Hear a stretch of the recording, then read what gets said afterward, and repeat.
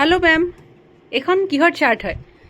এইখন table shirt হয় মই স্কিল টেষ্টৰ কাৰণে ষ্টুডেণ্টছক পঢ়াই আছিলোঁ এখন চেম্পল পেপাৰ লৈছিলোঁ এডিআৰ স্কিল টেষ্ট পাৱাৰ পইণ্টৰ হয় পাৱাৰ পইণ্টত আমি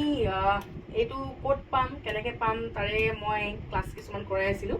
চ' টেবল চাৰ্ট যোৱাবাৰ আহিছিলে এক্সামত টেবল চাৰ্টৰ যোনটো কুৱেশ্যন